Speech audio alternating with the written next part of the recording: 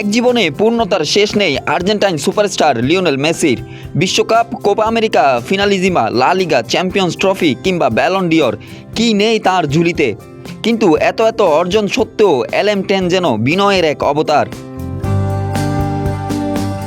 বিশ্বকাপের প্রথম ম্যাচেই আলজেরিয়ার বিপক্ষে আর্জেন্টিনার দুর্দান্ত জয়। ম্যাচে হ্যাট্রিক করে বরাবরের মতোই চমক দেখালেন লিওনেল মেসি। তবে ম্যাচ ছাড়িয়ে সবার নজর কেড়েছে অন্য একটি দৃশ্য। প্রথম গোলের পর টেলিভিশন ক্যামেরায় ধরা পড়ে মেসি কাঁদছেন। ফুটবল জাদুকরের চোখের এই জল নিয়ে শুরু হয়েছে নানা গুঞ্জন। কী কারণে এতটা আবেগপ্রবণ হয়ে পড়েছিলেন মেসি তা জানতে উদ্গ্রীব পুরো ফুটবল বিশ্ব। বিশ্বকাপের উদ্বোধনী ম্যাচে আলজেরিয়ার বিপক্ষে 3-0 গোলের জয় পেয়েছে আর্জেন্টিনা, আর 3টি গোলই এসেছে লিওনেল মেসির পা থেকে। বিশ্বকাপ ক্যারিয়ারের প্রথম হ্যাট্রিক করে ইতিহাস গড়েছেন আর্জেন্টাইন অধিনায়ক। তবে ম্যাচের পর গোলের চেয়ে তার আবেগঘন মুহূর্তটি বেশি আলোচনায় আসে। মেসি নিজেই সাংবাদিকদের জানান তার চোখের জলের সাথে ফুটবলের কোনো সম্পর্ক ছিল না। কান্নার সঙ্গে ফুটবলের কোনো সম্পর্ক নেই। গত কয়েকদিন আমি খুব কঠিন সময় পার করেছি। কিছু জটিল পরিস্থিতির মধ্য দিয়ে যেতে হয়েছে, যা সম্পূর্ণ ব্যক্তিগত এবং খেলাধুলার বাইরের বিষয়।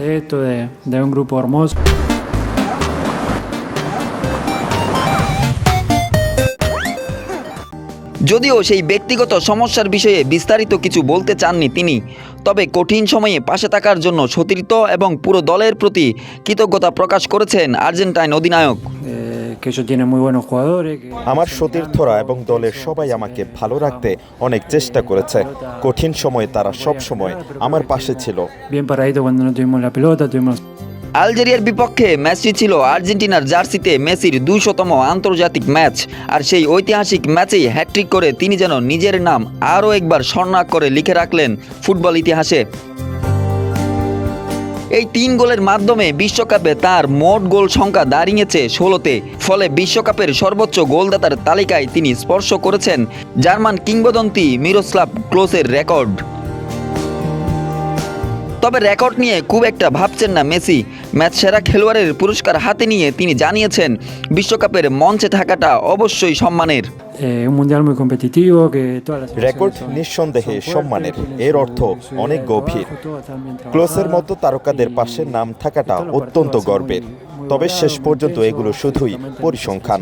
আমার দেখা সর্বকালের অন্যতম সেরা ফুটবলার রোনালদো হওয়া সত্ত্বেও তিনি কিন্তু এই তালিকার শীর্ষে নেই। নিজের ক্যারিয়ারের প্রতিটি মুহূর্ত উপভোগ করতেই বেশি মনোযোগী বলেও জানান আর্জেন্টাইন সুপারস্টার। আমি ভাগ্যবান যে আমার সব স্বপ্ন পূরণ করতে পেরেছি। ছোটবেলায় যা কল্পনা করেছিলাম তার চেয়েও অনেক বেশি কিছু আমি পেয়েছি। এখন আমি শুধু প্রতিটি মুহূর্ত উপভোগ করছি।